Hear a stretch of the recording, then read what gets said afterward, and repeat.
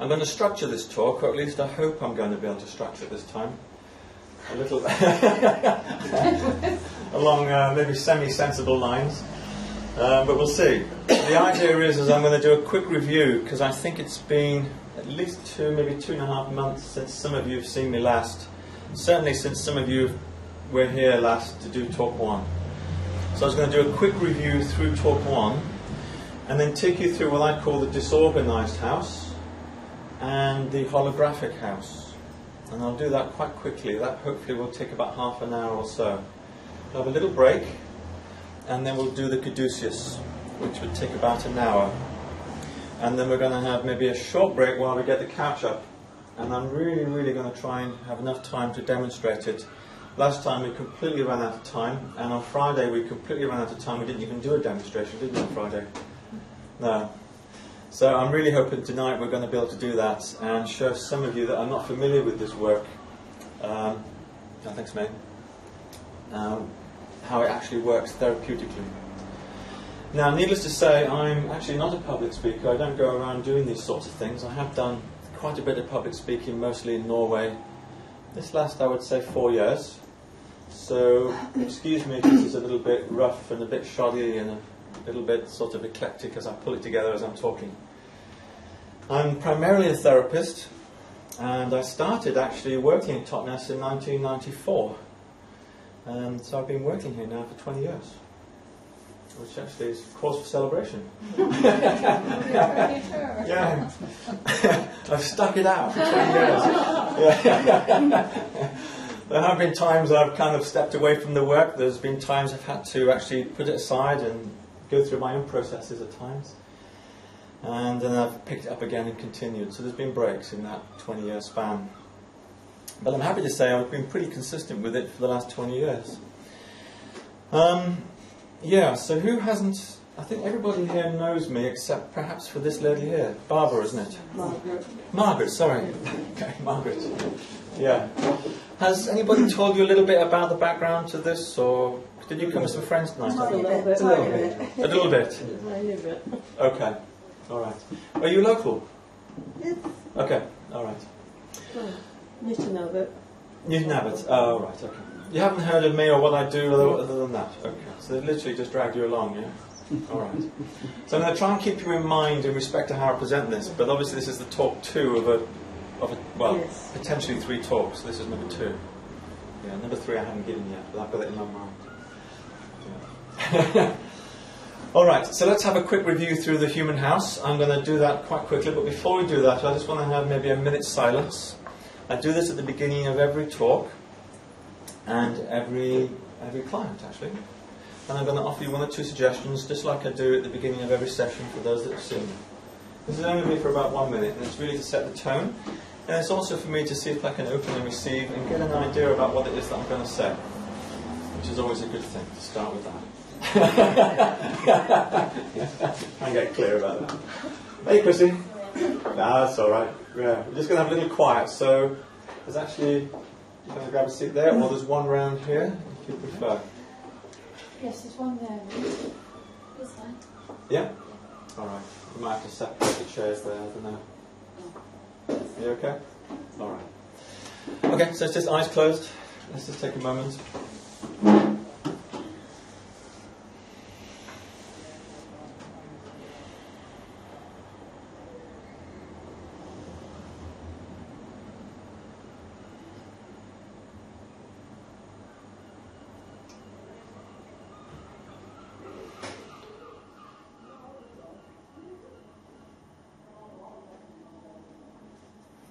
So I'd just like to introduce into this quiet space the fundamental, you might say, foundation upon which this work and this body of knowledge is built.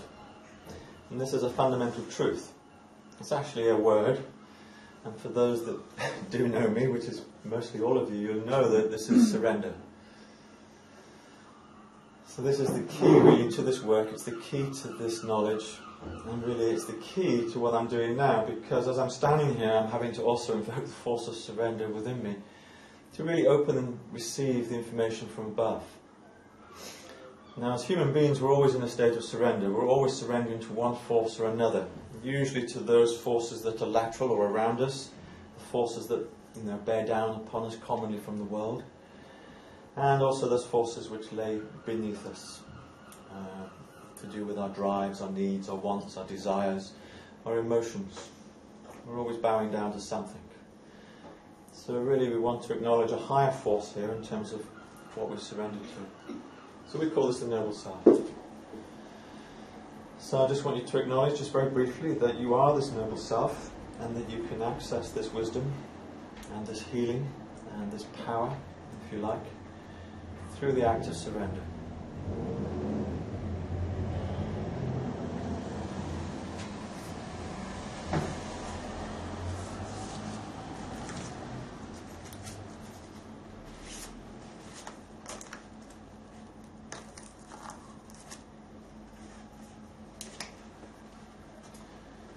Okay.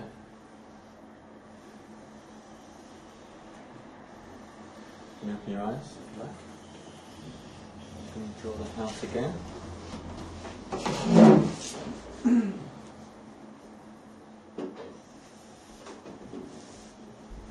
Who remembers anything from last time? Sue, you do? Okay, you weren't even here. We watched it earlier today. We watched the whole thing. So Oh, you watched the whole thing? Okay. Yeah. Quite fresh, and I've seen it. Okay, all right. So I'm going to quickly run through a revision very fast because we're going to need to reference this. And I'm going to add certain elements into this revision as I'm going through the human house. So for many of you here, it'll bring back the memory from the first talk. Okay? So we're down here, this is our human house, and really the human house really is a metaphor for all the forces that reside within us. And then when we're looking at all these forces inside of us, we're really, as it were, referencing the forces of nature as they exist in the kingdoms of nature outside of us, but how they are expressed at the inner level. So we all understand that outside of us there is the soil, we have plants, we have animals, and the human levels of these various kingdoms of nature. But what's quite mysterious until just recently, until talk 1 at least, I hope, is how these things manifest inside. Yep. How do we have, and what is the nature of our soil on the inside? What is the nature of our vegetation? What is the nature of our animal and human? And also we add to this a noble force. So we're going to start here with our quick revision in the bottom, at the basement. And we call this the soil. Now if you remember from last time, we were basically saying down here this is a place of non-illumination. This is a place of darkness. This is what you would call in psychology really the subconscious mind. So what do we put into our basements? Well, it's pretty much the same as what we would do in the basement of a house. Now we don't have many houses here in England that have basements, but in Norway we do. Most houses there do have a basement. Hey Steve? Yeah. So what we would normally put into a basement is all the stuff that we want to store away, all the stuff we want to stash for another day. So basically, if we were to look down into the basement of ourselves, into our subconscious mind, we would see down here everything that is associated with our history. So down here we basically have our histories or our past.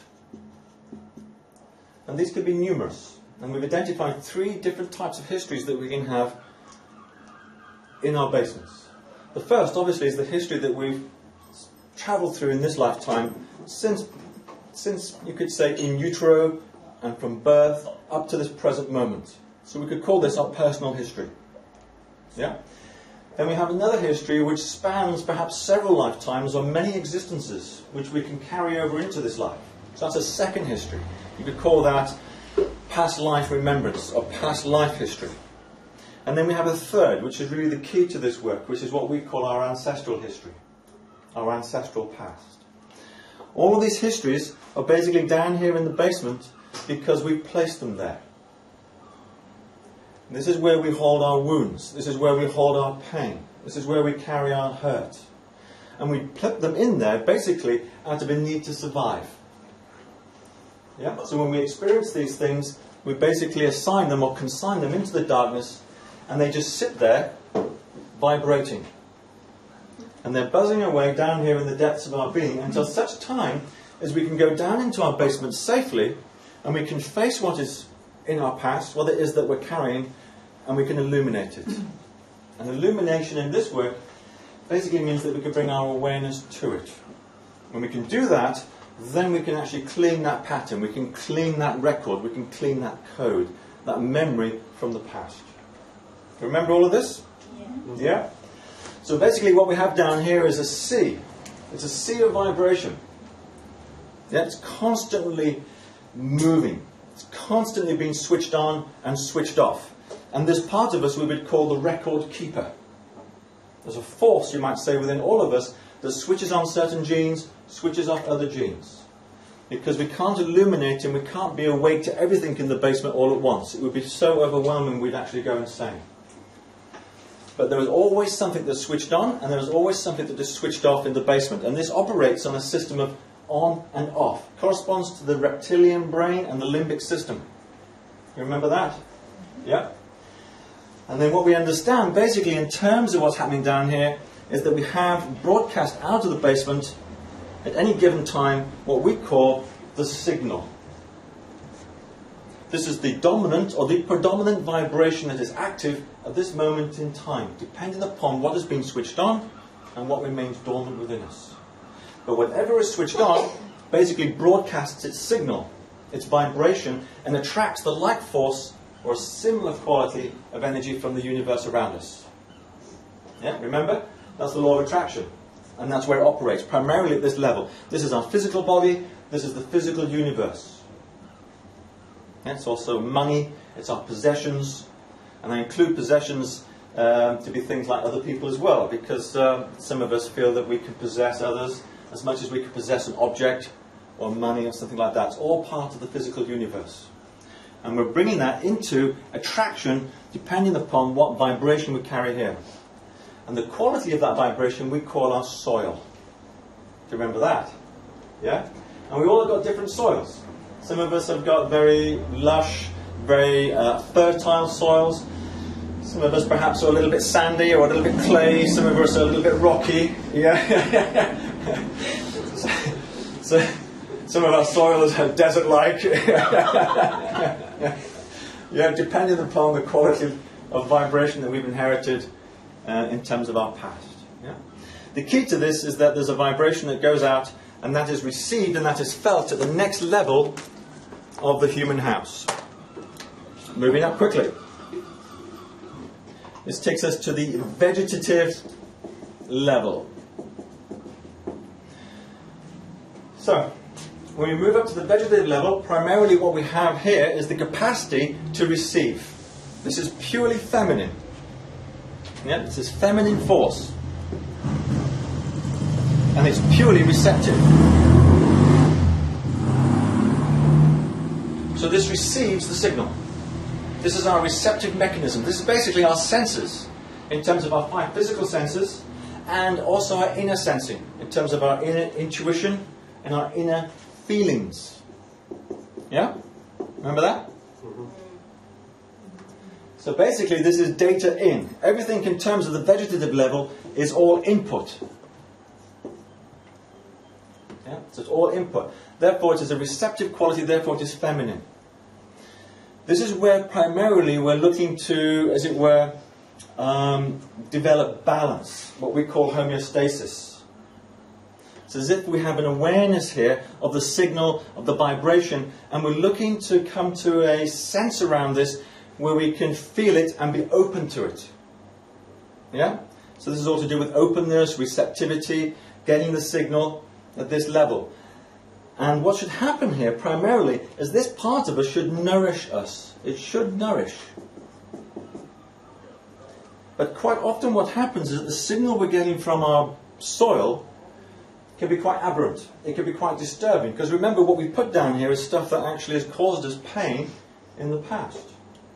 So the signal that comes up from here can be quite difficult to deal with.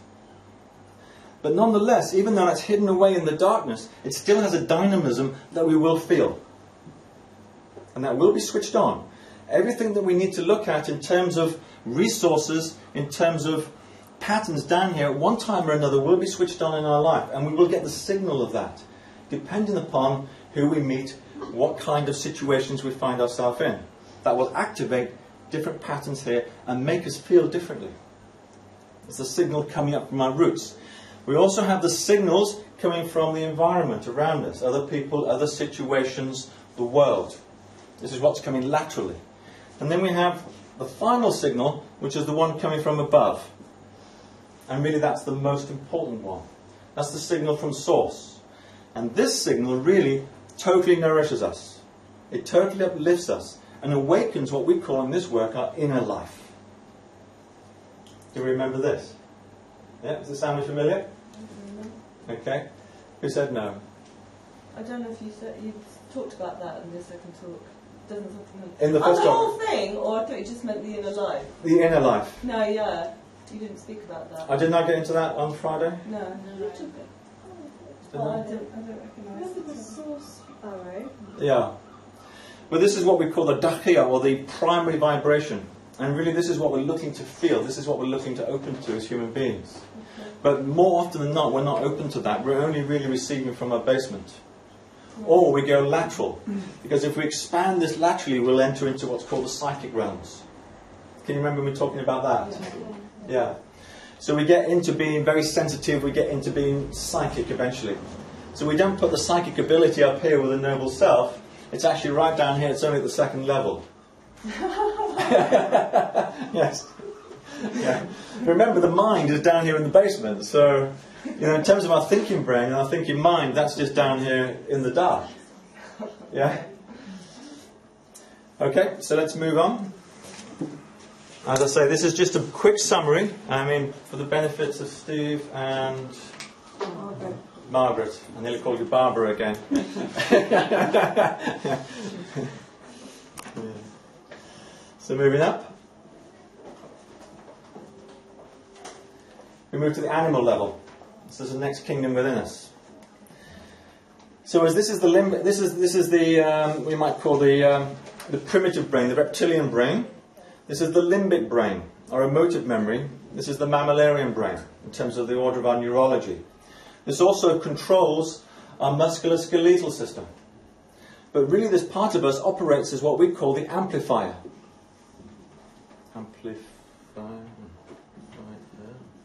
Probably misspelled that. I think these guys know me from last time. I was really crap at spelling. Good with numbers, though. So the animal basically just amplifies the signal that's been received by the vegetative level. I think in shamanism they refer to this aspect of us as the power animal, because this is really the force of our power.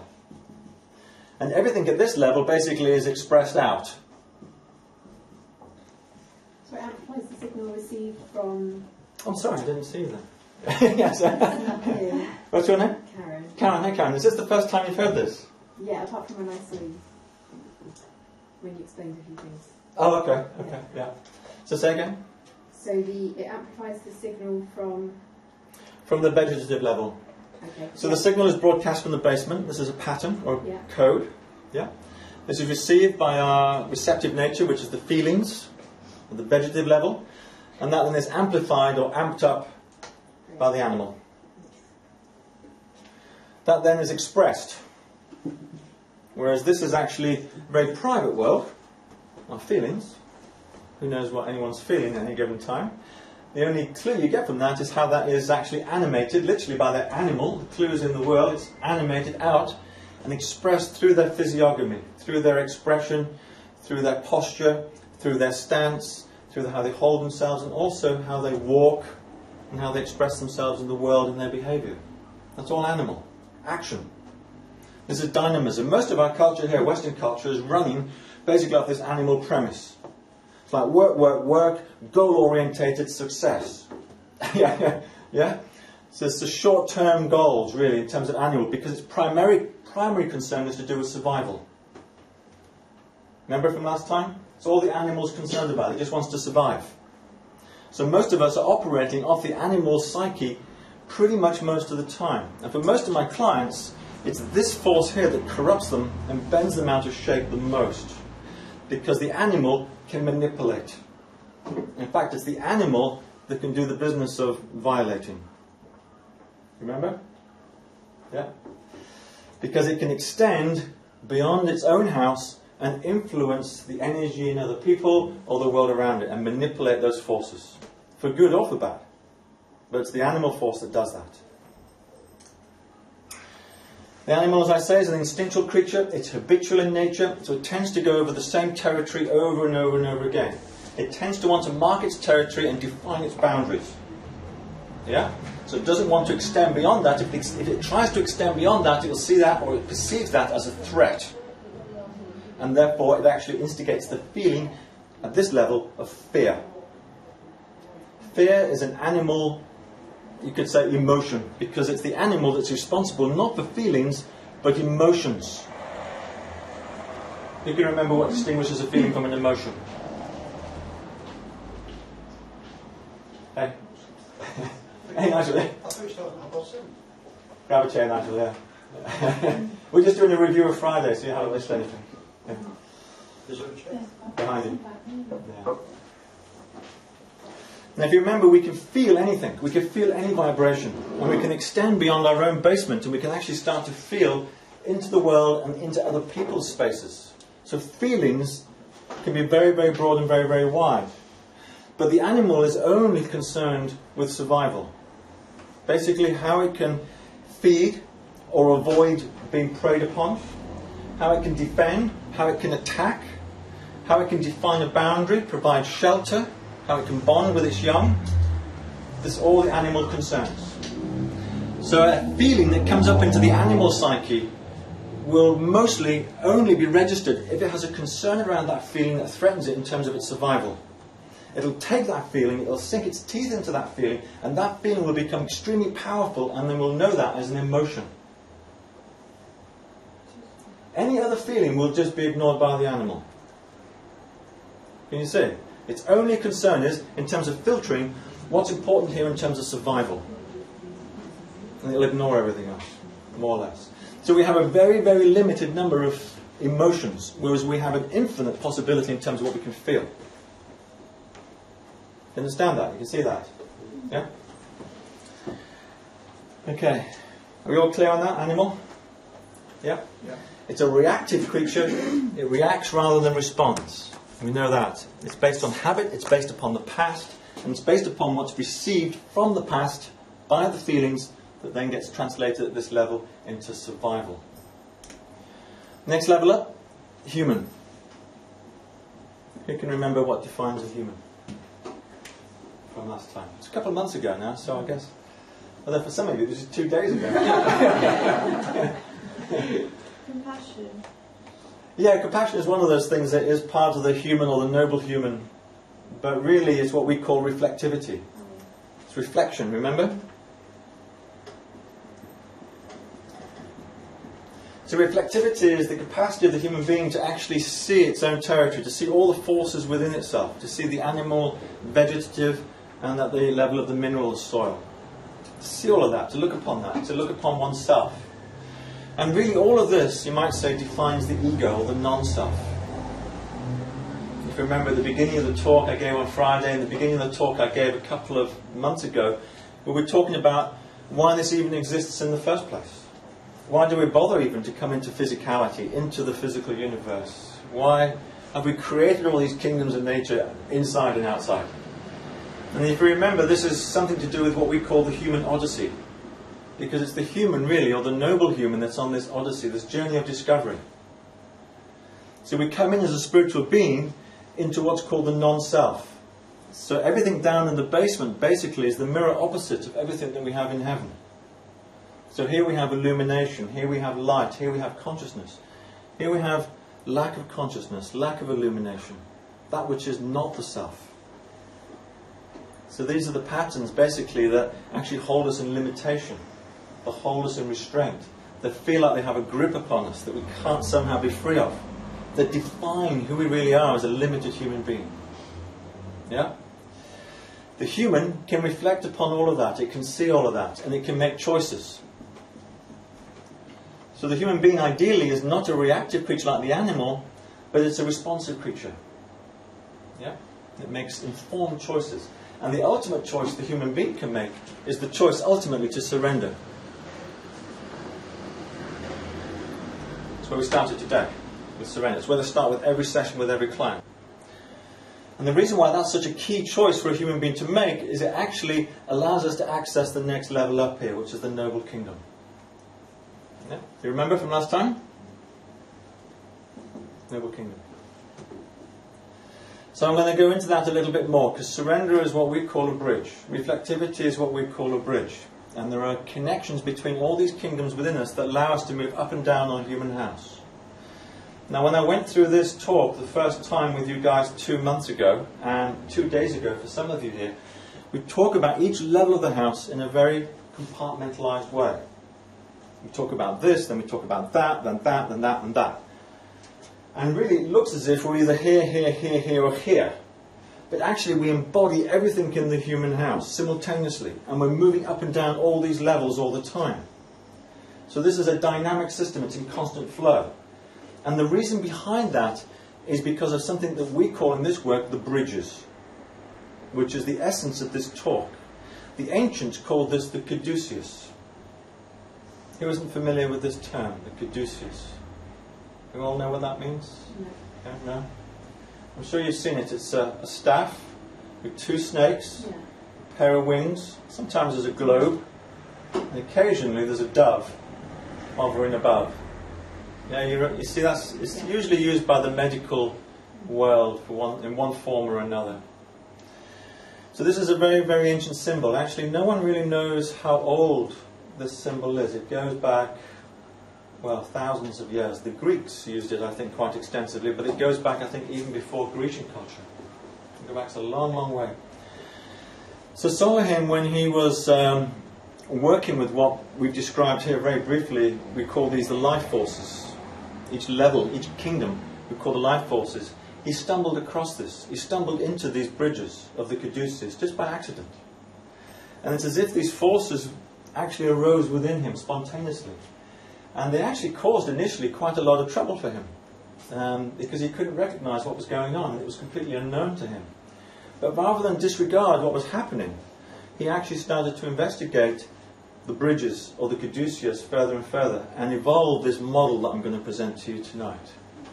Okay? Sorry, who was that? That was my teacher, Solomon Tom. Yeah. He, well, he's basically taught me this, but we learnt it as a therapeutic model. I never went to a class like this. Yeah. So over the course of about 20 years, as I was explaining to these guys, I picked this up, little bits here, little pieces there, and somehow or another it's kind of grown over the last 20 years into something that I manage now to be able to hopefully present with some level of coherency, I hope. So that's the idea. But I never learnt it like this. So we just learnt it in dribs and drabs and bits and bobs as we went through the trainings with Solomon. So, one thing I want to emphasize at this point, there's a couple of things. This is a very nice and very neat way of looking at a human being. And I know for some of you who missed talk 1, I've gone very, very quickly through this. Because normally I would talk about this for at least 2, if not 2.5 hours the other night. But I have talked about this for at least 3 hours continuously. So what we just did there in 20 minutes was a fly-through. But that's because most of you here are for the second time. And I hope this is going to be enough for you guys that weren't here to be able to pick up on the theme or the idea of it. Okay? I have to say, this is never how it looks. This is just a theoretical model. And for most of us, we never have this level of coherency within us. Very, very rarely. For the most part, this house is completely jumbled up. So what I mean by that is that, well, if I take an example, with most of my clients, I would say, certainly guys, certainly the men, the human and the animal life force are usually changed around. So you'd have the animal where the human would normally sit, and you'd have the human life force down here where the animal normally is. So this has profound implications, because it means that the human being is running off their instinctual consciousness. Basically, they're running off a patterned consciousness, habitual consciousness all the time. And for most of these guys, they're in some sort of survival mode. Can you see? Because the animal basically is dominant to the human and is running the show. So this is what we call in this work the disorganized house. And there are many, many ways that you can disorganize this house. For some women, and I had a client, I remember in Guildford, it was my very I hope she's not going to watch this later. But anyway, it was my very first client down there. For some reason, I don't know why it came up with her, because I just have to trust the work in terms of what it reveals, and then I just explain that to the client, and that's my job done. But what she wanted to do was some exercises that she needed to do for herself while I was kind of monitoring her. But she had this habit of basically having her vegetative level, which for her was her psychic work that she was doing with clients, because she was also a therapist. But she had that above the human.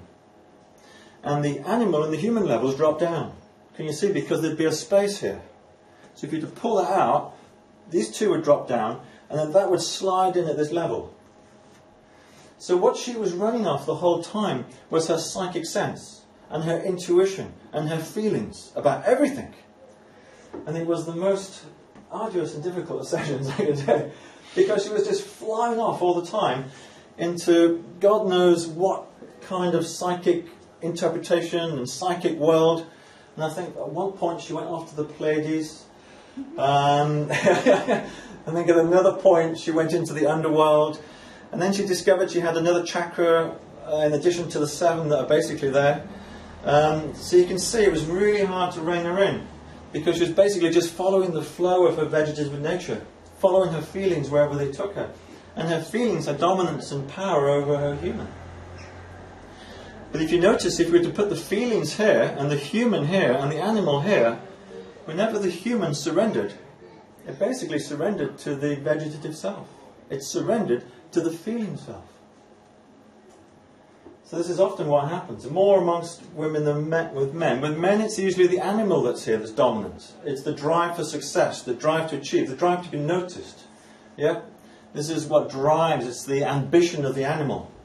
So when the human being then surrenders to what they think is noble self, they're actually surrendering to the reactive mind, the animal consciousness. Yeah? Quite often is the way. And what we find with those clients is that most of the time I wouldn't say exactly they're argumentative, but they're incredibly defensive. Yeah? Because they don't want to move beyond their boundary. You know, their established knowledge and their understanding of the universe and how it actually is. So they refuse to actually move into new territory or open up to new vistas. And that can be a little bit of a problem, because a lot of what actually has been revealed to them during through the work is actually outside of what they already know with their mind. So when we come up against that sort of client, which I do quite often, it's like they suddenly lock up. It's suddenly like they're just very strong. They just manifest this powerful animal. And I have to stop and get them to actually just breathe and to relax and just to surrender and try and open before we can move forward in the work. And that's quite a common experience. And that's why, for the most part, I never use men when I come to doing the demonstration. I've learned that from the past, because it can take me half an hour to get them to work. Yeah. We also can see what happens if we put the basement at the top here. If the basement's above our human being. What does this mean? Basically, everything drops down again. So our vegetative nature drops into where the basement is, the animal drops down one, the human drops down one, and then we have the soil or the basement here at the top. And this can feel like a very sad, this can feel like a very gloomy or depressed individual, because when they look towards heaven, they're basically looking towards their past, they're looking towards their patterns. And they're operating off a completely patterned consciousness all of the time. They can't break out of that mould, so to speak. And we all fall into that from time to time. Because there's no one configuration in this house that sticks, you might say, for our whole life. It's constantly these forces are interchanging and moving inside of us. And as I say, they're very, very rarely in this very neat little format that I've drawn for you here. One that I discovered the other day was that sometimes what happens with some individuals is that they refuse to go into the basement. They refuse to go here. And this was the case, as I explained last time, for me when I was a monk. We were taught and educated never to go down into the basement, because it was a place of darkness. It was a place that was dirty. And if you went down there, you would be contaminated. So we basically took this whole area, this whole life force, and put it to one side.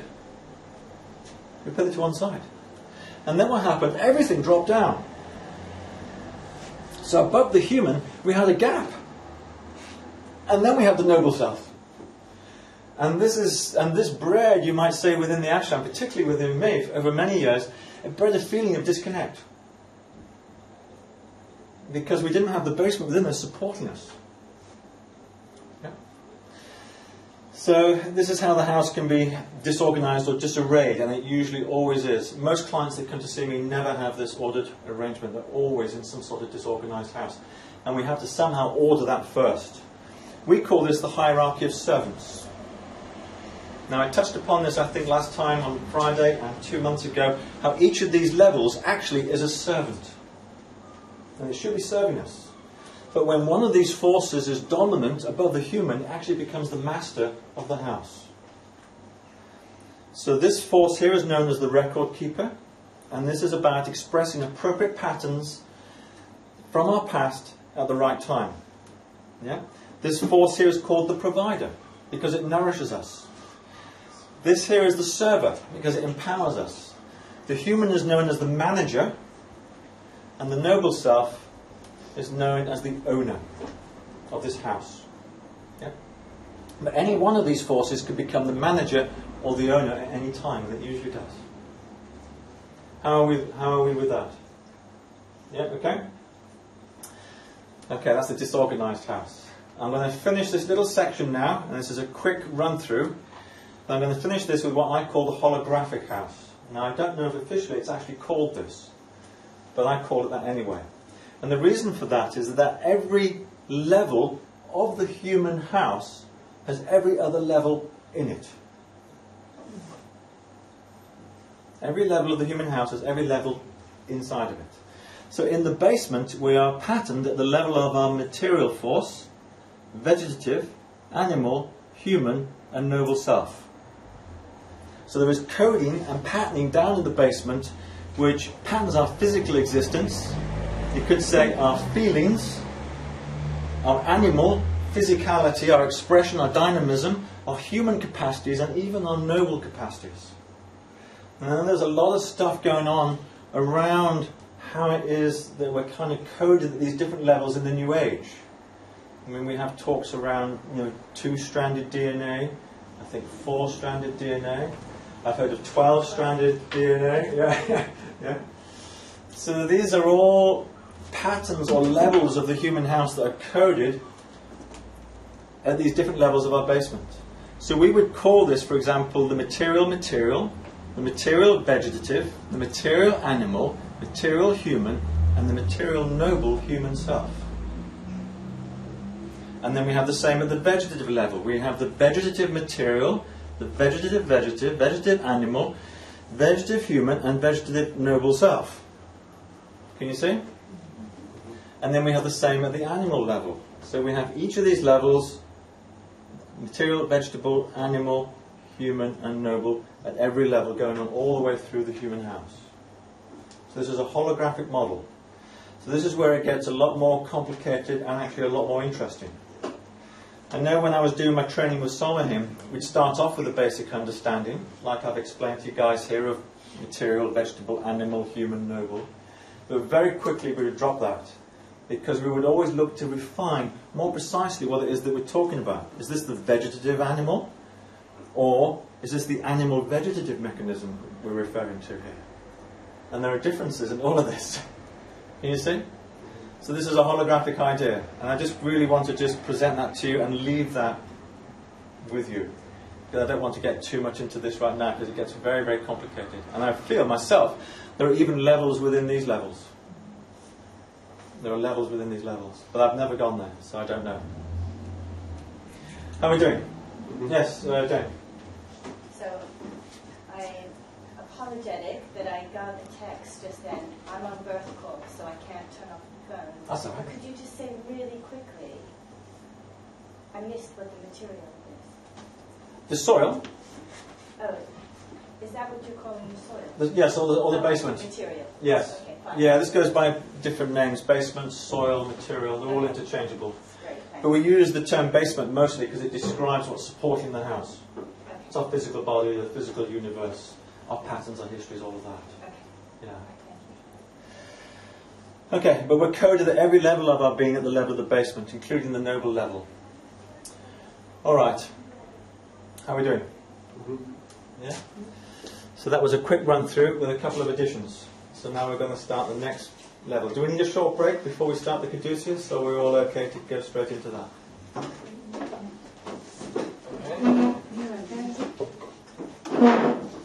Yeah.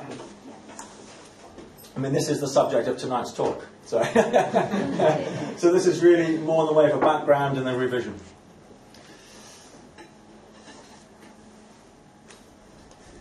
Are we okay to carry on, or you need a bit of a break? Carry on? Who said a break? All right. Okay, so the question is really in all of this is that if each of these compartments exists, how do we get from one level to another? How do we move up and down the human house? And like I was saying earlier, to do that we need something called bridges. Oh, that's a Caduceus. Oh, yeah. Thanks, Steve. Yeah. It's a rather nice one, isn't it? Oh, yeah.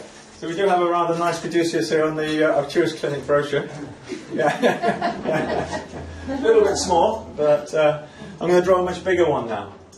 And I'm going to overlay this house with the elements of the Caduceus. So we'll see exactly what each of the elements represent. So I just want to quickly, if I may, just do a quick run through the Caduceus and the way it looks, the physical structure, because that's important. So the first thing to notice about the Caduceus is you've got the staff, which is the bit that runs down the middle. This is a vertical axis. Yeah, you're familiar with that? On the staff are usually a couple of snakes.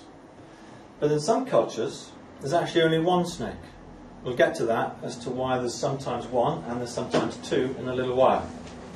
The top of the Caduceus, there's usually drawn a pair of wings. Yeah, you're all familiar with that? And usually at the top, quite often there sits a globe. And then above that, and some Caduceus, but not all, not in that one anyway, there's a dove. That's a dove.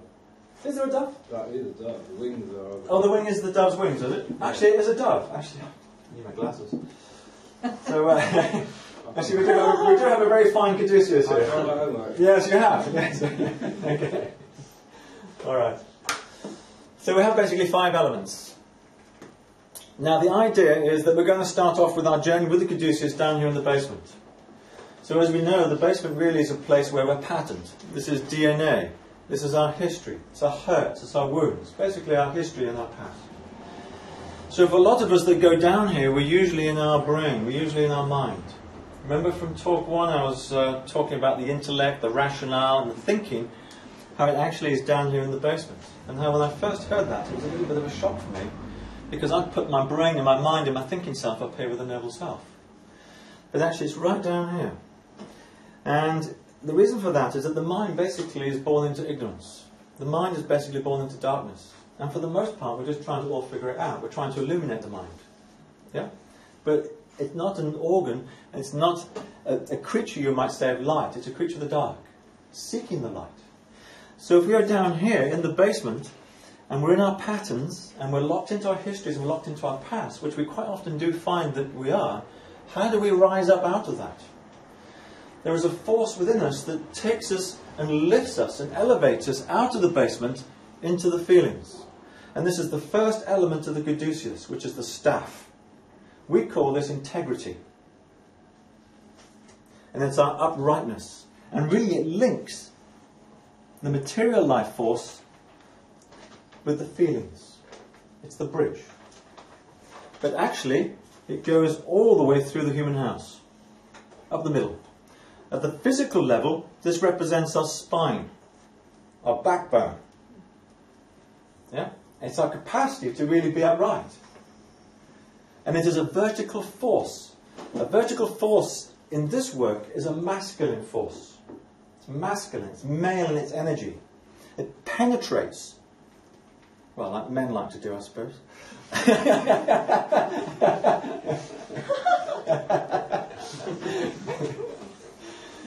But the idea is... got distracted there, sorry. So the idea of this force, really, within the context of this work, is that it is emergent. But it does need to be cultivated. So it's as if it's dormant within all of us. And for the most part, as human beings, we mimic this force as we move through our external life. We mimic it. We copy it. In other words, we're good people. We pay our taxes. You know, we're law-abiding. Well, hopefully. You know, we pay our bills. We do as we're told. You know, we try and, as it were, be what we would call have integrity, really in terms of the outer. And yet there is an inner integrity which really doesn't involve being honest in the world and being truthful and being forthright, which is really in our work to do with our sense of connectedness. If we were to use a word that describes integrity on the inside, we would have to say this is about connection. Because this force connects, if you've noticed, every level of the human house. Yeah? But for the most part within us, it's dormant. It's like a seed. And we're looking to cultivate this force. And the way to cultivate it is primarily through honesty and through inquiry and through seeking the truth. So in many ways, this force of integrity, which is emergent within all of us, that is seeking to emerge, is actually the call for home. Can you see that? No? Sarah? Yeah. It's an emergent force, but it's in seed form in most of us. Or it's just a tiny, or it just grows a tiny, tiny little bit, you know. So, and what can you this? say the whole thing again? Because my mind wandered. You just were off there, weren't you? Sorry. Just very condensed information, this. So you've got to be on the ball. Yeah. I can't remember. Can you remember that last bit? No, I've completely forgotten that. Oh, yeah. I'm still thinking about sex.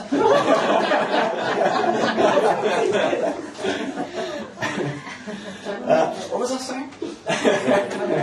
So that's an example of integrity gone wayward. Can you see that integrity brings congruency? Integrity brings the capacity within us to actually put our finger on the pulse, to point at something, to define something. Yeah? It's the capacity or the masculine force within us to penetrate yeah, the whole of the human house, because it's a vertical force. And because of its nature as being a vertical force, it is masculine. And it arises within us naturally as the call for home. You think of a seed when you put it in the earth. What happens to that seed? It just sits there, doesn't it, in the ground. If you water it, it'll actually start to open. It cracks its shell. And the first thing it does is it actually follows the vertical axis. It goes up and it goes down. Yeah? So there's the root, or the radical, I think, if I remember from my biology days, that goes down into the soil and becomes the root. And then you have the cotyledon. Have I got that right? Who knows? Is it cotyledon? Yes. Yeah, thank you. That's going back about 35 years. That actually shoots up and then actually opens and becomes the plant. So this is inbuilt into the seed that it has this vertical movement. And it's inbuilt into each and every one of us that we have this verticality. But it's not always very developed on the inside. And because it's not always very well developed on the inside, we tend to mimic the force of this on the outside. Can you see? Now that's not a bad process, but if we're just mimicking the force of integrity but not actually embodying it, then we're just a pretender. Yes, When you Chrissy. say we tend to do this mimicry, Yes. are you talking about people generally in our culture, or are you talking about, every culture I would say mostly in the West. in the West? Yeah, mostly. But I mean, I've had some experience with India, quite a lot of experience, and I would say it also applies there. We'll get to that in a moment, because I need to go to the next level and I can talk more about the Indian psyche. Because they're more the well, they used to be anyway, they are progressively moving to the animal level very, very quickly in the East.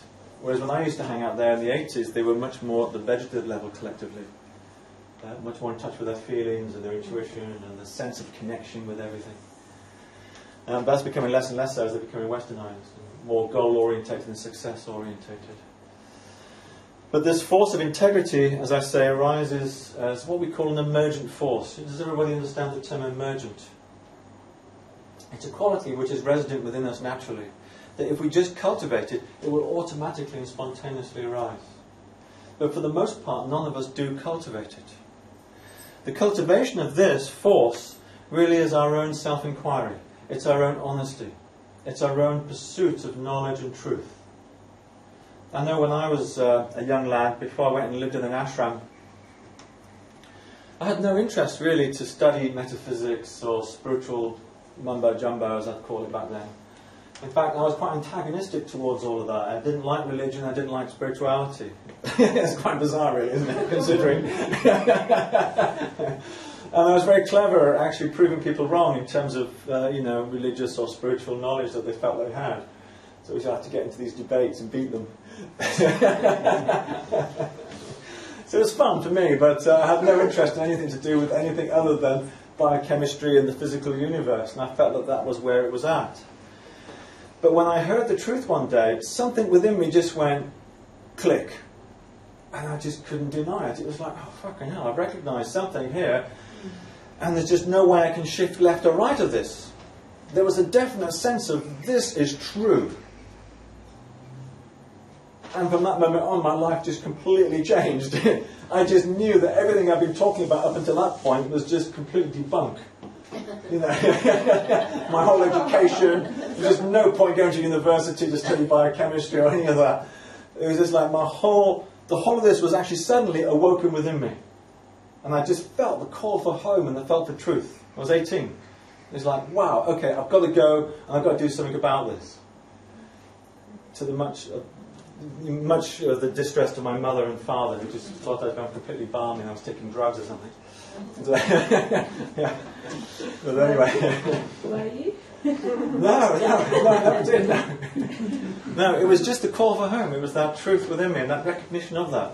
And my integrity, I assume, at that time, broke that hard shell on the inside. And it started to actually grow, probably as a tiny, tiny little seedling within me. Now, there's a few things to note that are actually very, very important around this force of integrity. One thing is, it's got to go down as much as it's got to go up. But they can only go up as well as it's rooted. If our integrity is very shallow, in other words, we're very scared, to go into the shadow. We're very scared to go into the fear, into the dark places. So therefore, we're kind of dwelling at the surface level of our psyche. We have a very shallowly rooted integrity. That will not allow for much resilience and much robustness in terms of this vertical axis. It's like a flagpole actually just planted perhaps just 2 inches into the soil. And you walk away, hopefully, if a little gust of wind doesn't come along or someone doesn't lean on it, it won't fall over. Yeah. So if it's in perfect balance, it'll remain upright. But you can guarantee in this universe that's not going to last more than a second. And that will fall over. And that is the case with a lot of people. Their integrity is very shallowly planted.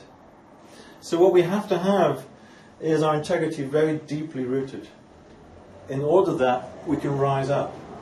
And what this means for most of us is profound. The implication of this is that we have to go deep into our roots. Much like a plant, in terms of its root structure, has to go deep into the earth to get to the nourishment. Yeah? So we're the same as human beings. We need for integrity to go deep down inside, to be well rooted, so that we can face anything that's down here, and we won't wobble left or right. Can you see? Because from this place, we can access all the levels of the human house, including the noble. In Sanskrit, they call this the Shushumna. Inside of us, the Shushumna. It's an energetic channel, slightly in front of the spine, and it really corresponds to this vertical axis. It connects us at the base with our roots, and it connects us our crown with heaven. And most of us, especially as New Age types, or sensitive feeling types, we tend to be not very well rooted. We tend to be floating even sometimes with our integrity above the earth. Actually not even touching the earth. So this is what they would refer to as a lack of grounding or a lack of embodiment. What we would call a lack of incarnation. We're not really here. We're not on board and we're not present.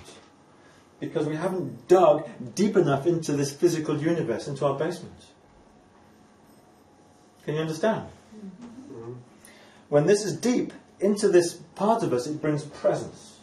It brings the capacity within us to be here, on board. And yet, we can also be profoundly spiritual.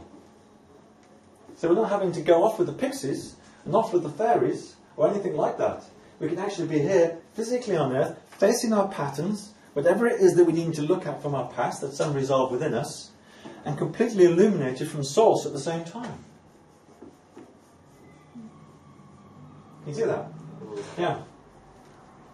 This is the part of us really that sifts the pure from the impure within us. Sifts the pure from the impure. We call this the sword. And there are many symbols and examples of this in the world. The sword is one, because it cuts through the crap. It cuts through the bullshit. And it cuts through our crap and through our bullshit if you want to be really honest with ourselves. Then we have a really strong inner integrity. Yeah? There are other symbols for this. The, what would you call it? The finger. Who knows this one? Parents, yeah. Teachers, headmasters. Yeah. It's a symbol of integrity. Yeah. They're saying, you know, do the right thing, be a good boy, be a good girl. Yeah. It's the scepter of the king or the queen. It's another symbol for integrity, for uprightness. The baton of a policeman. Yeah. If you look around, you'll see these symbols are there in our society everywhere. It's this representation of this upwardness, this rightfulness, this verticality within all of us, our integrity. If we have too much integrity, there's also a problem. We can over-cultivate this force of integrity. We can spend too much time concerning ourselves with integrity and the pursuit of truth. And we call this fundamentalism. Can you see? We become fundamental. This is right. This is the way. This is the truth. Yeah. And there's so much integrity around us. Yeah. And you can do all kinds of things when you're in that space because you feel that you are justified and you are right. You know, it's the jihad. You know, let's have the holy war. Let's get out there. Let's fight the good cause or fight the good fight. But our integrity isn't able at that level to sift the pure from the impure. And we haven't noticed that we've become kind of ossified. We've become solidified. We've got way too much integrity. We're too much concerned with what's right and what's wrong. And we feel we know the truth. Not just for ourselves, but for everybody. Yeah, I'm sure we've met people like that. A few teachers amongst them. Okay. What can happen to this integrity also quite often I find with clients is that it can be bent, and usually is bent out of shape. The only force that actually would bend this would be what we would call a lateral force. Could you see that?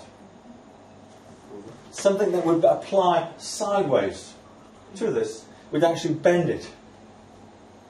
The things that are applied sideways in this model are the forces that come to us from the outside universe, from the outer universe. So these are usually the forces of survival.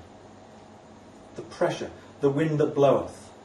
I think I've given this example a few times with anybody that's done this work for me. We've gone into what's called adapted states.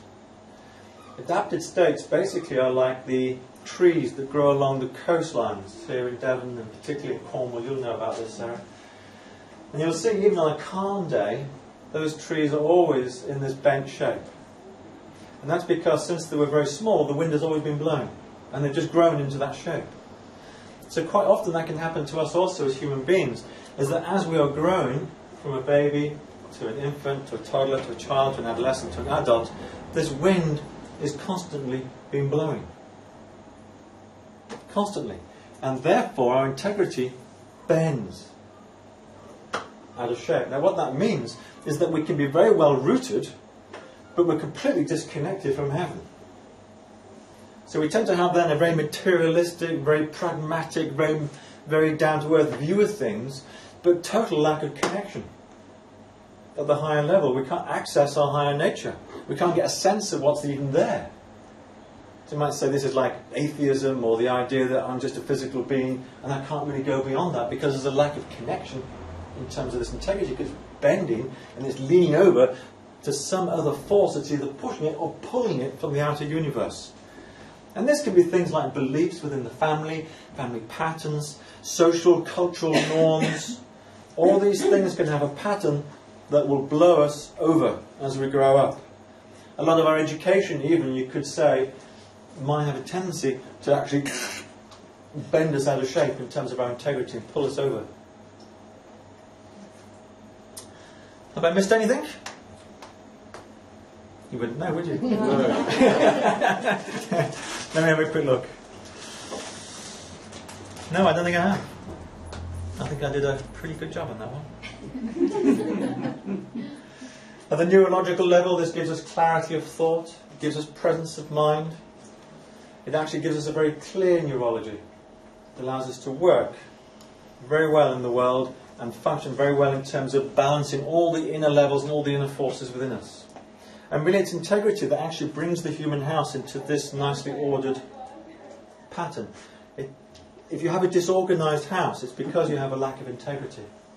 It's integrity that does the business of aligning, reorganizing, and putting the house into shape. Because it's integrity that recognizes when something's out of whack and taps it back and goes, actually, you're in the wrong place. You need to go here. You need to go here. Can you see? So this is the force within us that allows us to actually reorganize our house into a much more organized structure as it is here, ideally. So all our servants are actually in the right place in relationship to every other servant. It's integrity that does the business of alignment and readjustment. But really I like to look upon this force as the call from home. It takes us back to our spiritual roots. So that's a bridge, basically that's the centre of the Caduceus. And we have to have that in place first. It's the first thing that needs to arise within all of us. Once that's established, we can actually bridge from the past, as it were, into our feelings. We can go up to the next level of the human house, which is the vegetative level. But as we cultivate this force of integrity over the time, as I say, it continues on this journey and it goes all the way through every single level eventually. But primarily, as it's just growing from a seed, it's going to just grow from the soil to this level here, much like plants do in the world. Much like vegetation does in the world. Are we okay with all of that? Did I see someone at the back's got a question? Are you talking about the second leaf coming on the seedling or the first leaf coming on the seedling? Well, the leaves would actually represent a horizontal development that would come after the seedling has broken soil, as it were. Yes. And then there's a tendency then for the seedling to go horizontal, which is then leaves. And then they become flat and they follow the plane of the earth to some degree. Can you see? And that's the next, well, thank you for that, but that takes us to the next level. Because where this force is vertical, the next level we have the bridge that connects the vegetative and the animal compartments. So for many of us, for example, we can get stuck down here in our feelings. And we can swim around in this place a bit like a mermaid. We can. We can basically just operate and we can just bask in this realm without actually being able to come up into the animal level. And you see this a lot in topness. I mean, it's not just people that take drugs or smoke marijuana, because that's all vegetative essence. And it catalyzes us at this level of our vegetative being. Remember we were talking about psychotropic drugs and things like that last time? You remember, don't you, Mike? I do. Yeah. So, most drugs are taken from the vegetative kingdoms, right? So therefore, they have an impression really at the level of our feelings. They catalyze us at the level of our vegetative consciousness. They change us basically the psychic world at this level. But if we're in that world, and we're locked into that world, how do we get up to the next level? And a lot of people in topness are stuck here. Well, not a lot, but some. I think less as the years are going by, to some degree maybe. Because this is the level where we're always in process. You know this one, don't you? I'm not picking you out, saying, well, Heather's. No, I'm just joking. She's the one. We're always processing, but never coming out. See, to come out of processing, you have to go to the next level of the human house. At this level, we're just digesting. At this level, we're just being nourished, or seeking nourishment, or forms of nourishment. So here, you could say we're just always processing, outwardly and inwardly. You often hear this, oh, don't bother me today, I'm in process. Or I'm just, you know, I can even see when I'm walking down Thomas High Street who's processing or not. Got this sort of blank, stary look on their face, you know, or they're deep in process. You know, and we do all go into this from time to time. As I say, this is all in a flux dynamic. It changes from moment to moment. So we all enter into these spaces. I mean, I know I have done. I've gone into, boy oh boy, have I gone into that at times. And it's just like, you know, I've become a dweller, you might say, within the vegetative kingdom. I've just been locked into and stuck into processing and thinking, how the hell do I get out of this? Because I feel like I'm endlessly chewing on some feeling that I just can't seem to resolve. Has anybody had that experience, or is it just me? You're in good company. Oh, yeah, I'm in good company. Okay, good. You're looking a bit blank, like this guy's crazy. Totally off his rocker. We've never experienced that. It's true. So it's a common experience, isn't it? Yeah, it is. Very common. The idea in this work is, we have to process and we have to digest. Otherwise, sure, we're not going to be nourished. It's just like, if we swallow food, we have to be able to digest that food in order that we're going to be nourished by that. It's the same with feeling work as well. We have to be able to face and to be present, to have integrity, can you see, and face our feelings. But not to dwell there forever. The idea is to move up to the next level. And this requires another bridge. Because it takes us out of processing into what we call integration. Where you go, okay, job done. I'm out of that. I've got it. And I've embodied it. Because remember, the animal is the part of us which is responsible for embodiment. It's the part of us that actually, in a sense, is in this skin. Yeah? So, what is the bridge then that comes about of this? We're familiar with this. This is the twin snakes. We've all seen that. Yeah? We call this force flexibility. This force is the total opposite of integrity. Not in the sense that it lacks integrity, but in the sense that it's purely horizontal. Purely horizontal. As I was saying to this chap at the back, once the shoot has broken ground, it then has to then put leaves out horizontally in order that it can be nourished by sunlight and take up carbon dioxide from the atmosphere and grow more towards the light. So we're much the same at this level of our feelings. Our feelings really, in a sense, are horizontal because of the force of Kundalini. So basically you could say, what does this represent? It's the force to go out and experience life.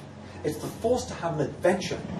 It's the force, basically, that says, okay, this is all well and good, but let's go out into the world and explore. It's the force that takes us lateral. If you look at the snakes, they're hardly ever at any moment going straight up. They're always in a state of curvature. Can you see? Can you picture it? They're always sidewinding laterally. Yeah? So this is feminine. And it takes us out. Yeah? Into manifestation, into the universe. The Eastern mystics called this force Kundalini. And it's also known as the serpent power. Because it's to do with manifesting and movement in this universe, in this world. And I personally believe, and this is just my belief, that this is the force really within us that creates, everything that is physical around us. Creates the physical universe. And that's in its dormant state within us. It's responsible for our reproductive cycle. Because it's the act of procreation, it's the act of reproduction that brings us into this feminine force of creativity and expression and expansion in this world. Because we reproduce in this world. The species continues here, after all, right? Can you see? So this is the force, really, you could say, of transformation. It's the force of change. It's the force of creation. Because as we move laterally and we explore, we transform. And we create, depending upon the environments and the interactions and the situations that we find ourselves in as we move laterally across the plane of this world.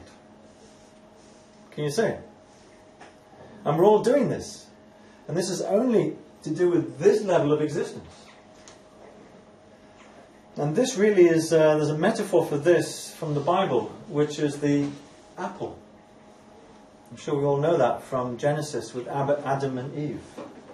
And how the snake or the serpent tempted, Eve, which is feminine, right? Who in turn tempted Adam to take a bite. But what was he biting into? Because supposedly they were in the Garden of Eden in this pure, pristine place, right? Innocent, naked, yeah, just hanging out. And then he took a bite of the apple, right? What does that represent? It represents this tasting or biting into life as it exists at this level, which is polarized. Life at this level has duality. Therefore we have two snakes. Can you see? Now one of the keys to this is that for this force to actually operate correctly, it first of all needs for integrity to be established. The snakes have to have something to climb on. Otherwise, they'll just slither across the surface of the earth and they'll just sidewind away. And this is the tendency of what you might call, I think they call it in legal terms, misadventure. Yeah. Yeah, where we get seduced by going off and doing this and exploring this and ingesting this and trying that. And boy, oh boy, does it go on so much in spiritual circles. It goes on, let's just dip in and try a little bit of Deepak Chopra this week and a little bit of this guy next week and a little bit of this chap next week. And then we're back to actually studying Vedanta philosophy the week after. And then we'll do another circuit with this guy and then back to this philosophy. I'll read this book now, I'll go on that workshop. It's like, oh, fucking hell. This is just the classic example of the sidewinding snakes, as it were, that actually don't have this integrity established first, that they can actually move up. And what that means is that our explorations and our journeys and our life and our experience here on earth is actually guided by our appropriateness, by our discernment, by what is correct and what is right and what is wrong for us, because we have our integrity to guide us. So we never go sidewinding off too much, and if we do, we really notice it because integrity will pull us back. But I have experienced this many times as well, where I've actually just gone completely off. Let's just do this, let's try this, and let's, another drink, no problem, let's just have a great time. I mean, it's the classic sort of festival mood, Let's just do whatever, ingest whatever, hang out with whoever, have sex with whoever. No discernment, no integrity. And there's just this tendency to just go off and explore, thinking that somehow is spiritual and you're going to get some benefit from doing that. Whereas actually what you've done is you've just travelled a long way lateral of where you're supposed to be. So the integrity always brings us back to actually, we need to be, and we need to sit with our truth, what's correct and what's appropriate for us in this life. And then we can deeply explore that and we can profoundly go into that, but we won't go into inappropriate areas where it's, it's a bit tricky and it's a bit dodgy for us to go into that, because once we're there it can be very difficult sometimes to get back here. Especially if here doesn't even exist. Because the first thing is actually we've got to establish integrity before we can define our centre and our core. Yeah. So this is often the way I see this quite often with clients. It's often this misadventure or going off too laterally that can cause a lot of problems. And it often comes out with drug use or misuse, should I say, things like this. Or just going too far into something, into a relationship or into work or into a process that actually it's not right. But because they have no integrity first, they have no sense of the inappropriateness of the, it's like they can't make a clear choice. You can see that, can't you? It's like when it comes to say, am I doing the right thing here or am I not? It's like, well, I don't know. I've got no idea. And they really haven't. Because there is no centre, there's no core, there's no guidance that comes from this discernment, which is this integrity. Okay, we're back.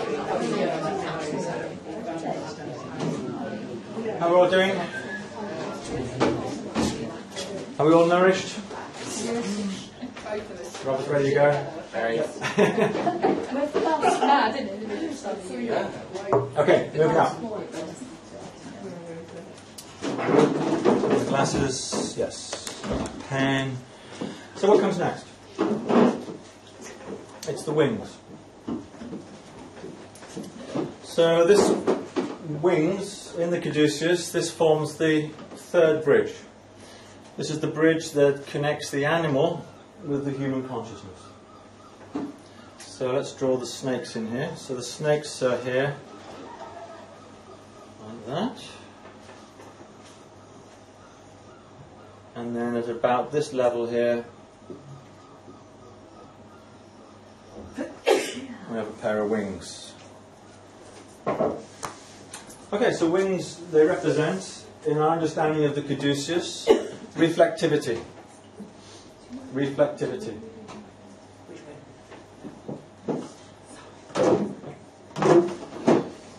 So what does this mean, to be reflective? Really, this is the capacity to see oneself, to become self-aware, and to see all the forces that lie beneath the human, the animal, vegetative, and the mineral kingdom. Yeah, to see the non-self as well as the self. So it's reflectivity. In this work we call that illumination, more commonly called light. Now light or illumination actually comes from above, but it is a human resource that we as human beings, as it were, embody, that distinguishes us as a human being. When we're truly reflective, only then really are we a truly human being, according to this model, according to this construct. Yeah? So what does it mean to be truly reflective? Yeah? This has many ideas. In the outer world, you could say this is to do with education, this is to do with learning, this is to do with the acquisition of knowledge, going to school, going to university, getting degrees, blah, blah, blah, blah, blah, all of that. Could be said to be, in a way, a process of reflectivity on the outside, in the outer universe, because it's the acquisition, you might say, of knowledge, the acquisition of information. On the inside, it's really about gnosis. It's about knowledge or information pertaining to the nature of the self. Can you see? But it's reflected into the outer world in terms of an educational constructs and educational models, and education itself. This, at one level, you might say, is a very basic or very primitive form of reflectivity. On the inside, it gives us our capacity to be truly illumined, to truly see. And the metaphor we use to describe in this work reflectivity is the metaphor of the eagle and the vulture.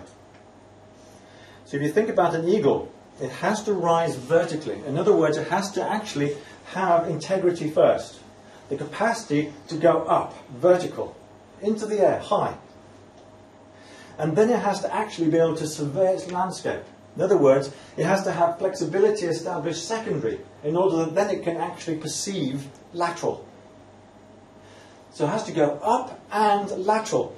In order to do that, we have to have integrity and flexibility already established, in order that we could be truly reflective. If we don't go up, we're stuck on the earth with our reflectivity. And we call this it's like the vulture. We're always picking down here, in the basement, on the surface of the earth. We're always picking at the past. We're always picking at dead stuff. Carrion, basically. Yeah? We're trying to pick away at things all the time, sift through things at this level of our patterns and our feelings, but never actually rising up above them and getting the big picture. And that's what this is about in many respects. Reflectivity gives us the big picture. It informs us as to who we are and our place in the universe. So we get a sense, actually, this is who I am, and this is where I belong, and this is my path.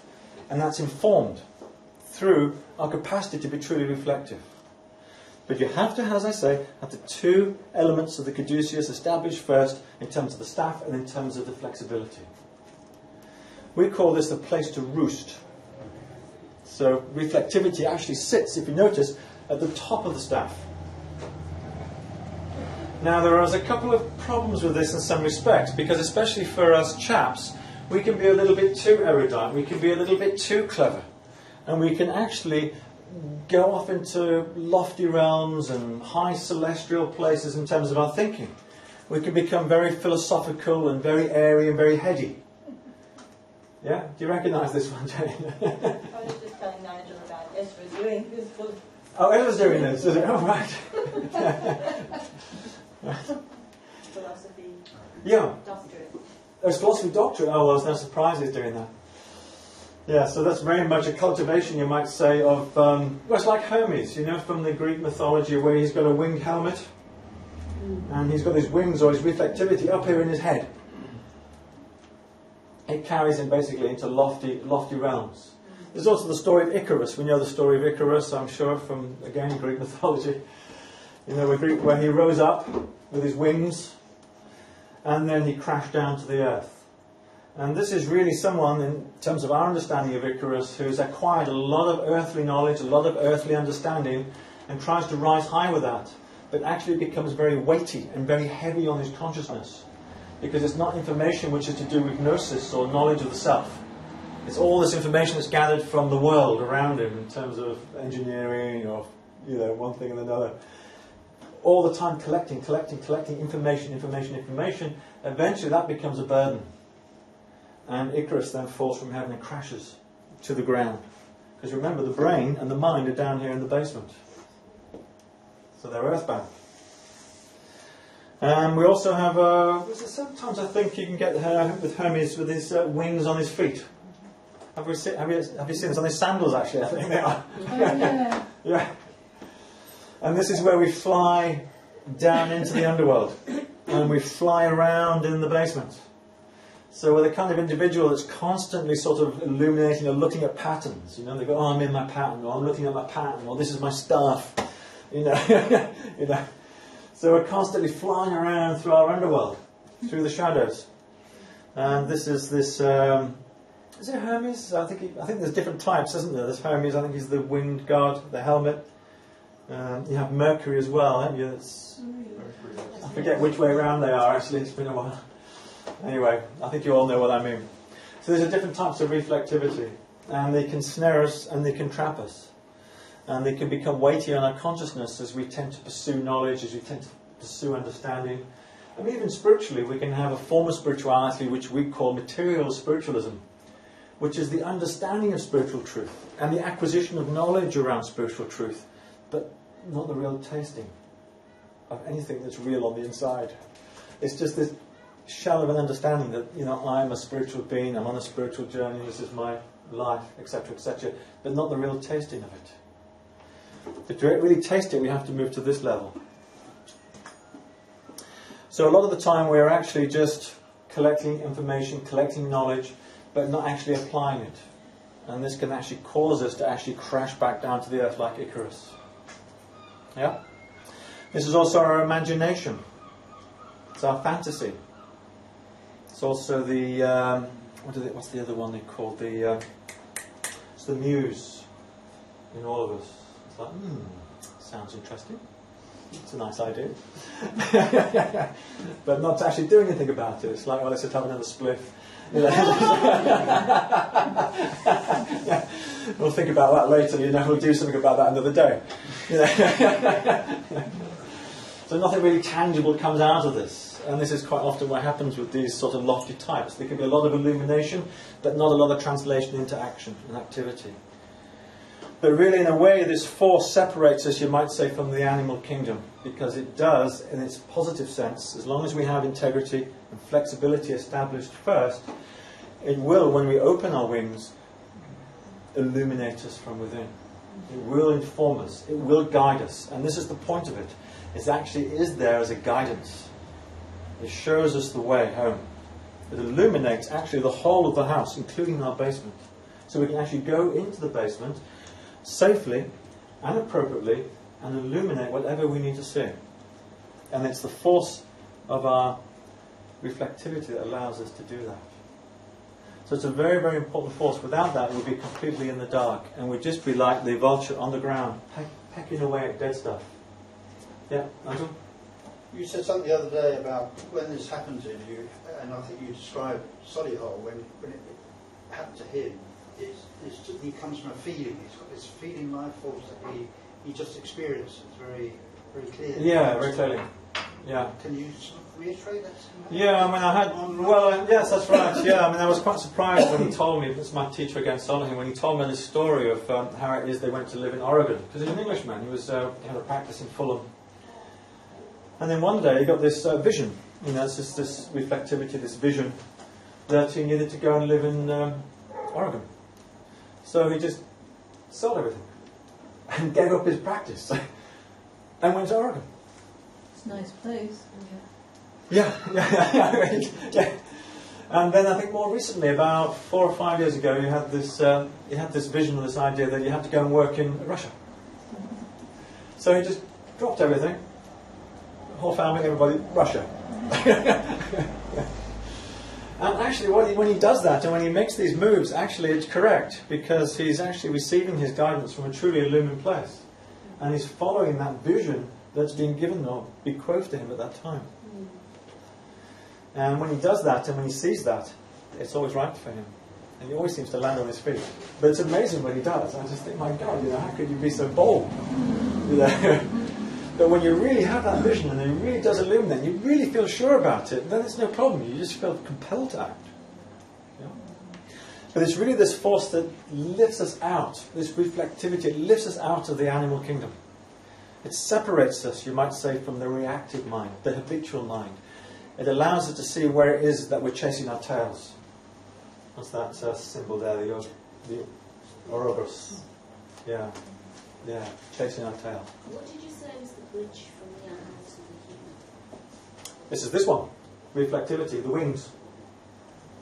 That's the bridge. It is the bridge. Away from moving from the animal to the human. Yes, it is.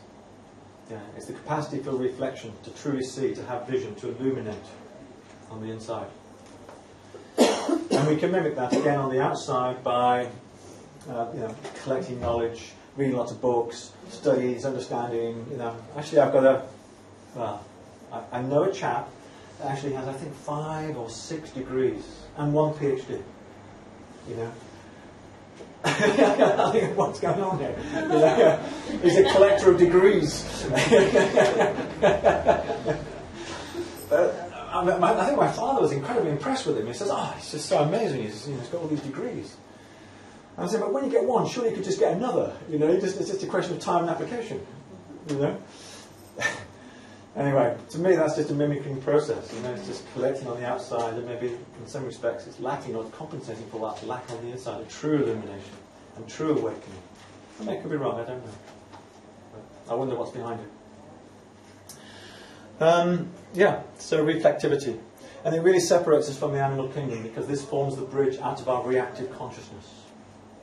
This is where we can really see how it is that we're reacting, how we're behaving. We can monitor our responses with other people, with our environment and the world, and we can course correct. We can, because our integrity should already be there in the first place. Yeah, Heather? All right, sorry, I thought you put your hand up. No. So, sorry, just to go back to your teacher. So, when he had these visions, what was happening? He connected. He went to the next level. He went to the next level. Yeah, he went to the noble level through surrender. And he received the vision at the human level. Presumably something triggered that to happen at a particular time when it was meant to happen. Yeah. Well, he didn't know. No. But the idea of the surrendered state is that you don't need to know. You just follow it and it's revealed. Yeah. In fact, a lot of great mystics and seers and religious leaders over the ages have actually been inspired through a vision. Yeah, I get that. I mean, you look at Islam and Muhammad and Buddha, and many of them, at frequent periods in their life, they had visions of, this is what my life's about. This is what life is. This is how it is for me and for everybody. Yeah. The idea of this is that this is the big picture. This gives you the gestalt. This gives you the overview, but it also allows you to see yourself in terms of how do I fit into this big picture. Whereas the animal is not concerned with the big picture. The animal is only concerned with how do I survive. Where's my burrow? Where's my nest? Where's the roof over my head? Where's the food on the table? And that's it. How do I reproduce? And, but the human can actually contemplate and take in so much more. Yeah. But at the same time, we can overdevelop our reflective capacity as human beings. And it's mostly men, I have to say, that tend to do that. We can overdevelop that and then come crashing back down to earth. Yeah. We can also underdevelop it. Where we have very little illumination and very little light, and we're very much dominated by our reactive consciousness then, by the animal, because we haven't actually bridged over into the human. Not properly. Yeah. How are we doing with that? Yeah. Is it bridging us or separating? Say again, Is Lucy. it separating us from the animal or bridging us? Do we want to separate? No, we're not completely? separated from the animal. We're not, it's not. No, you need the animal there as a servant. Okay. Yeah. It needs to be appropriately placed. And the human can notice when the animal goes, wayward or wandering off, to greener pastures. Okay. It can go, hey, or go and get it and bring it back. Because the reflectivity that will notice what's going on with the animal or the instinctual, habitual mechanisms and then bring them back to the centre. So that they serve you, so they can carry you forward. It's a bit like the rider on the horse guiding the horse. Or is the rider also blinkered, as the horse is blinkered, and no one really knows where they're going. So the human needs to be illuminated, the human needs to see in order that it can direct the animal force. Yeah, we call that an obedient animal. Oh, Yes, Nigel, yes. it's just struck me, is this why you call your work in a dialogue? Because you're dialoguing with different parts of yourself? Yeah, there's different parts of dialoguing. Yeah, that's right. In the work I do, when we do the work, we talk about, or the person talks, using this framework of the natural order of the kingdoms, of the life forces. They talk about the life forces. In fact, each and every one of you know this model intimately on the inside. Much better than I'm explaining it tonight. Much better. Because you are it. But you're only operating for the most part at the level of the unillumined human. In other words, your wings haven't really opened and illuminated the fact that you know all of this. In other words, you're a bit like Hermes, or you're down here in the basement, with the mind trying to inform you, rather than you've got true illumination which comes from the higher noble self into the feelings. You can see that, yeah? The mind can be illuminated, but equally so, it can be a real, poor taskmaster. It can be a dictator. And it can cause these wings to actually not open and expand in the way they should. What can be a dictator? The mind. In the basement? Yeah, it can hold us to past ideas, limited knowledge, concrete understanding, things that it's familiar with but can't let go of. Can you see? This is the ability to be able to go beyond your constructs, beyond your understanding, beyond what you think is safe, beyond what you know, into a broader perspective, a larger perspective of yourself and life. For that, you need to open your wings, metaphorically speaking. Can you see? It takes you beyond what you know even, in the sense that what you feel is right, and what you feel is true. Because the feelings are also informed from the higher nature. So what is the bridge between the human and the noble? We'll get to that next. Oh. Yeah, hopefully in time. The trouble is I haven't got a watch, so... Yeah, let's see it all. Yes, okay. Yeah, we'll do that last bridge so that... and then you've got to leave soon, haven't you? Oh no, I was just checking what's going on. Oh, okay, yeah. Yes? You okay? I thought you put your hand up a little earlier. Okay. Yes? If there is a bridge then from the basement to the vegetable. Yes, that's integrity. Okay, so everything's linked with the one going up. Yeah, well, when integrity starts to grow, it only reaches that high initially. It's like a small seedling. But eventually you would cultivate that over time, and it would reach and extend all the way up through your human house, all the way to the noble self, where then true illumination will then come from that level. But that's a cultivation over time. Yeah.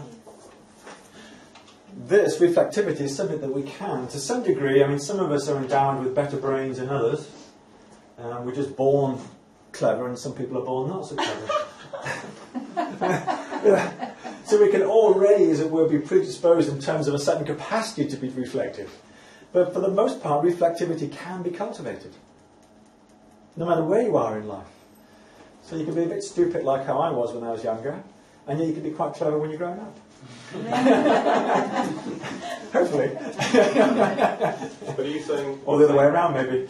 As in my case.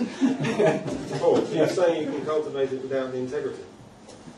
You can. Yeah, but then your reflectivity will have nowhere to roost. Can you see? So it won't be able to recognise or discern the pure from the impure in terms of what it understands and what it sees. It won't know what's appropriate, what's inappropriate, what's true for you, what's not true for you, what's right or wrong in terms of, is this, my my truth. Without integrity, there's nowhere for the eagle to roost. It has to have that first, and it has to be a vertical force, otherwise you're just not going to get the bigger picture, and you're forever then scratching around in the dirt, looking for all the little pieces. But you're at this level of the basement because you're on the surface of the earth then, which is effectively dead. It's a place of darkness. So you're constantly just picking through your patterns, picking through the past, picking through previous experiences, trying to figure out where to go next. I mean, that's a common experience, isn't it, from time to time? Yeah, we all have that. And it's really where our wings really have collapsed, and we've fallen to the earth, and we've become like a vulture.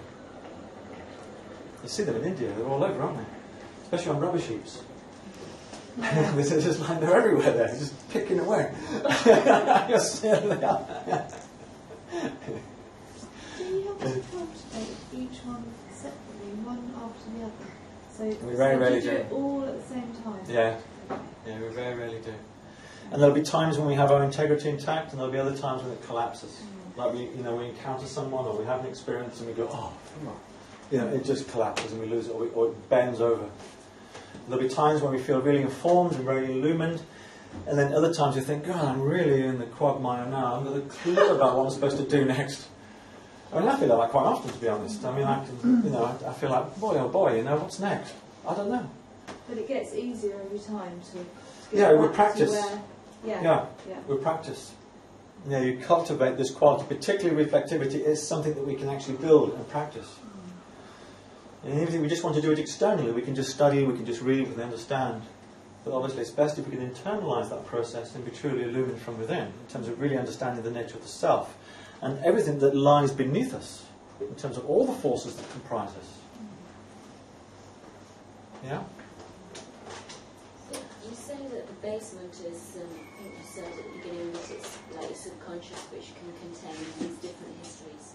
Yes. All the lives.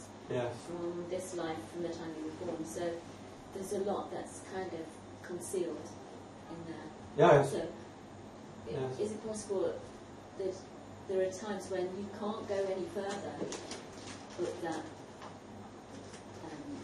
centre staff until you've actually, that something down there can hold you back from going up? Yes, you can. So Yeah.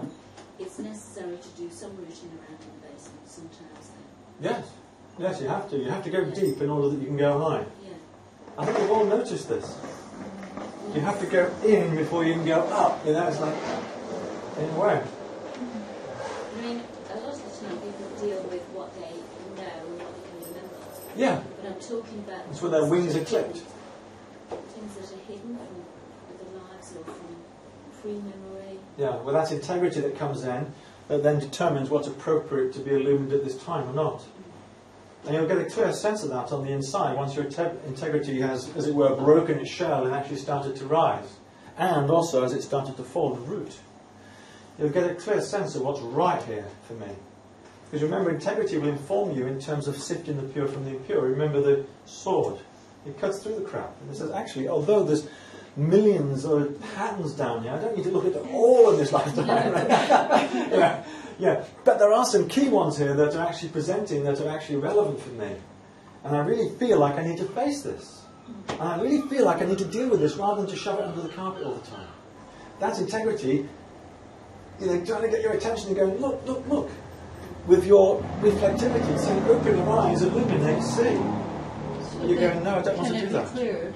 Hmm? Can it be cleared with that sort of... It will be cleared. Yeah. If we have integrity, we will face what we need to face. We will see it, and we will clean it, because we will illuminate it first, and then we will clean it second. But you can't clean something, in this work at least, my understanding is, until you've illuminated it first. You have to illuminate, then clean. Otherwise, you're working at the animal level, and you're just manipulating force. Remember, the animal's the manipulator. So it can manipulate your energy or somebody else's energy without having to illuminate. Just because the animal wants to actually do something that makes it feel good, worthwhile, wants to get some credit for it. Can you see? All these sorts of things come into it now. But the real is, I'm just saying, this is our understanding. The real idea of this is that illumination has to be there first, and then healing can come after that. because you can't surrender or heal something you can't see. That, you just don't even know it exists. Yeah. Is it a bit like owning it? Is it a bit like what? Owning it. It's a bit like owning it, but you see, all of this in the lower kingdoms we'll identify with until we can illuminate it. In the illuminating process, we separate from it. Up until that point, we are it. I am this pattern, I am this emotion, I am this feeling, I am this person. That's all the false self, the non-self ego. But when we illuminate a pattern, we distinguish that pattern from our true nature. So putting the suitcase up on the top shelf that you don't need it now. You won't be needing that again, so you can put it away. Well, so that's like stuffing it down into the basement then. Well, yeah, but it's in the basement already. But you've looked at it and... Oh yeah, it's not. You don't need a suitcase anymore. I guess you could throw it away. Yeah. There's no need for it anymore. Yeah. You've done the suitcase thing. You can move on. Yeah. That's what we mean by integration and not being an endless process. Yeah. It all comes together. It gets quite complicated. No. But you have to be very fluid with this. I mean, where we're working tonight and where we are working with these sort of processes is down in the basement. Because we're just sort of grappling with the concepts and the ideas. We're trying to get it into our head and to illuminate our mind. You see? So we're all, down here, but we need to move up to this level where we actually start to feel the reality of this. So the idea of these talks is not to necessarily give you lots and lots and lots of information, but hopefully to give you a taste. That actually there's something very real and really tangible here that we can all identify and connect with. And then we're at this level, and we can feel that this is real. This is meaningful. This has a place for me. Okay? Yeah. Some of the things we know are in the basement, all the ancestral stuff and going way back, we can't see that, can we? Because it's in our subconscious. Yeah, subconscious. To scratch around without some assistance, like what you do, or some other means of doing that, we're never going to know. We're just being run by something and not knowing what Well, you will, because the record keeper, which is supposed to be a trusted servant, will actually present a pattern, will open up a piece of coding for you, and that will then send out a signal, which then will be registered on your feelings. So then you'll suddenly go, oh God, this is, what's going on here? Something's come up. That's the record keeper that is operating with integrity and opening up the correct patterns and programs and pieces of code that you need to explore from the past. Old hurts, old wounds, old trauma that's being opened. Saying, now's the time, now's the time, now's the time. That's the record keeper operating with integrity. And it's a servant. But it won't open all your patterns, it won't open everything that's in the basement. Because as I said at the beginning of this talk, you'd go completely balmy. You couldn't deal with it all in one go. Most of us can't deal with one thing at a time. Or we just want partially illuminated something, and that's as much as we can cope. If it's just partially illuminated, it's enough. So we take different bites of the apple. One bite now, another bite 2 months' time, another bite in 3 months' time, and we just pick away at it, a bit like a vulture, until we illuminate eventually the whole pattern in the fullness of time. Because some of these things can be very powerful and very strong, and quite dramatic. Yeah. Okay. Are we okay? Yeah? Yeah? All right. Let's go to the very last but one force. I say but one because there's one more. This next one is going to connect the human and noble level of consciousness within us. And it's where we started tonight. And it's where we really are rooted with this work that I do with the inner dialogue. And it's really, you might say, the essence of life, philosophy, culture, religion. And it's this gateway we call surrender. Which usually, I think, is like a little globe here or something sitting. Yeah? Starting to look familiar? Yeah? It's in the heart of the dove. Yeah, the dove really, yeah. There is a... I have got another level, so I was sort of holding on to the dove for now. The globe is in the heart of the dove. Sorry, Steve? The globe is in the heart of the dove. In a way, yeah. See, the dove is the only element of the Caduceus that's not connected to the Caduceus. If you think it's above. Okay, yeah. So, and it's just the force of surrender that really takes us to the dove. But we need to go through this gateway first, and then we get to the dove. And really, the dove, in my understanding here, is the symbol for peace. Well, it is in religion as well. It's not just here, but it's a symbol for stillness, for peace, for presence, for centeredness, for calm. You know, this is the dove, but it doesn't touch the caduceus. It's always above it. Whereas everything else actually is all interconnected, but not the dove. And that's why sometimes it's completely left out. So the wings then are what?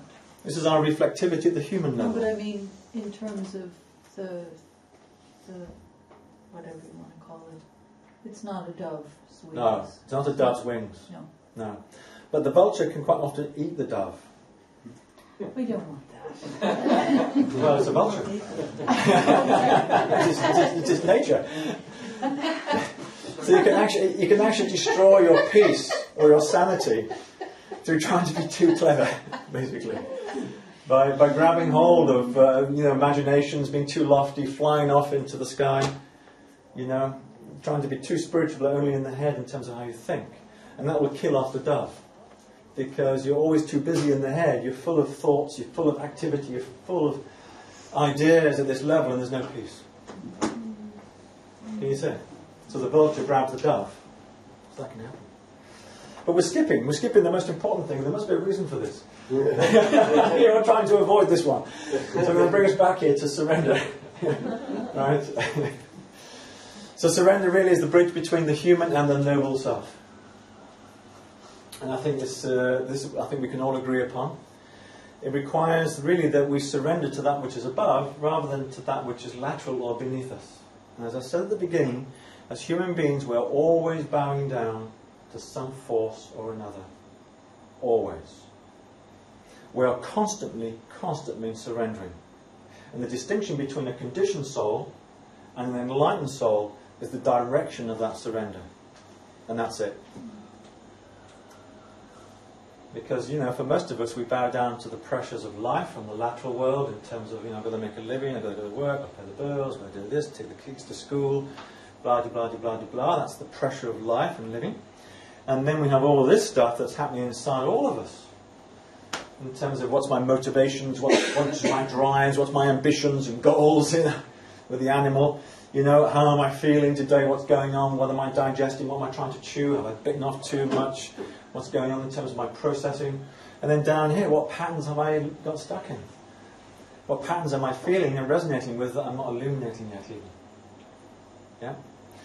But at this level, you're saying basically all we need to do really is to surrender to the force above. And it requires basically that we surrender everything below. So we have to surrender everything that is lateral and everything that is beneath us in order that we can truly surrender to that which is above. Because surrender is single-pointed. So if it's not going up, it's going somewhere else. It's a case of practice, meditation, yoga, discipline to bring it back. And that's what a lot of these processes are about. They're really a symbolic representation of surrender. The altar, the different modes of worship and prayer, yoga, breathing, all these things, basically what they're doing is they are clearing a space for surrender to awaken and fill. Surrender cannot be grabbed, it cannot be acquired, you cannot train it, you cannot go and get it and hold it.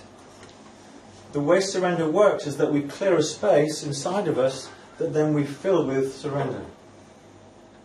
It's a force that we say that is bestowed upon us from on high. So only when we're fed up with all of the busyness here and all of the stuff that's going on here, and then we are truly surrendering all of that to that, are we actually in the appropriate space for surrender to enter into our psyche. And then we feel that as a very real force within us. It's as if it comes down and awakens within our consciousness.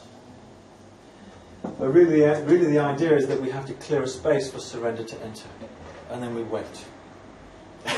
God knows how long. It could be the next minute, it could be the next second, it could be another 10 years. But that's the surrendered state. Is it something that we have to ask for? Yeah, we have to ask for it. We have to pray for it. Yeah. And all these different modes of worship and prayer and all these different religious and the spiritual processes are all about clearing this space in order that we can be surrendered, feel surrender. If we have a clear space, surrender will enter. It will enter us. But it can't if we're surrendering to all kinds of other things, because we're filling our space up with that. I was wondering, the conclusion I see from what you're saying is the movement through duality into a singularity. Yeah. Is that the ultimate aim? That will be, yeah. Because when we're truly in that surrendered space, we see everything with one eye. Yes. With one eye. And it's the stuff in the basement. It's basically presumably the ballast that keeps us here. In a way, yeah. Yeah. Yeah, but that's the pattern that we've designed from the higher nature. Do you remember? We have a blueprint at the level of the noble self, which is a design or a pattern for this incarnation. It's a pattern. That determines the sequence at which we process bits in each of the Yeah, layers. it's sequence. Yeah. Yeah. So when we come here, there is an unfolding of the pattern like a flower, and petals unfold. So different parts and different stages of our life, we're capable of doing different things and experiencing and resolving and illuminating and cleaning different things. But only really when we surrender does real healing then come, because this is the conduit then for grace. This is the conduit from the force that comes from above that actually does the reprogramming, that does the cleaning, that takes out the garbage. It comes from above. This is the force that guides us, that keeps us on our path, that keeps us on the straight and narrow. This is the force at the level of the human, when it comes to the human level, illuminates us and gives us that capacity to truly see what's going on in my place in the universe. It all ultimately comes from here, including the basement, which this part actually is very, very picky about. A particular type of genealogy, a particular type of lineage, a particular type of parental line is going to be the non-self reflection of what it is that I'm looking for in this life. Remember from talk 1? How do you distinguish a white spot in white space? Well, you have to have a point of relativity, which is another spot. Here's it. So this is it, the basement. Remember? Sorry. You have to enter into the non-self in order that you can taste the real self. Oh yeah, yeah. Yeah. So this is the non-self. So that's all by design at this level. And this is what we call our message, or this is the blueprint at the higher level, which then we will receive. This gives us our sense of purpose. See, for a lot of us, we're down here in the basement with an unillumined mind trying to figure out what it is that we're supposed to do. I get this quite often with clients as well. It's like, they say, well, I don't know what my purpose is. And I'll say, well, how do you feel? And so, well, I don't feel anything. Well, that's the starting point, because it has to be felt before it can actually be illumined down here in the mind. Because if you look at it, it's got to go through the human, animal, feeling, and only then will it actually hit the basement. It's the last thing. So our mind really is the last in a chain of illumination. The last. So if we try and use the mind to figure out what's my purpose, what's my meaning, it'll be a very hard job, because it comes from above. It's bestowed. And only when we really open that space and we allow that to come in and fill it. This takes us to the next bit, because we're nearly there, 20 past nearly. Takes us to the next bit, which is to do with, I suppose, the dove in some respects, in the sense that if we truly are surrendered, then we have inside of us a sense of centeredness, a sense of presence, an abiding sense of who we are, our purpose, our mission in life. We feel enlivened, we feel clean and clear, we feel uplifted. And that takes us really into what we call our true value, which is the final bridge. It bridges the noble human self to the higher life forces. So this is where we taste, at the inner level, our true innate value. We actually taste what it is that we really are, and know it. We know it. And that really is reflected into the basement as our resources. Because down here in our basement we have everything that we don't value. It's dirty, it's scary, it's a bit creepy, it's dark. We don't really value it. But our resources are down here, our gems. So when we're truly surrendered and we're truly filled with the light of heaven, then we really taste our gem and what and who we are. And that's what we're after in every single lifetime, every moment of the day. Is it the same as knowledge of intrinsic self-worth? I thought that's what you called It is that. It is that, Yeah. But there's an inner knowledge. It's more like what the Greeks would call gnosis, which is a tasting.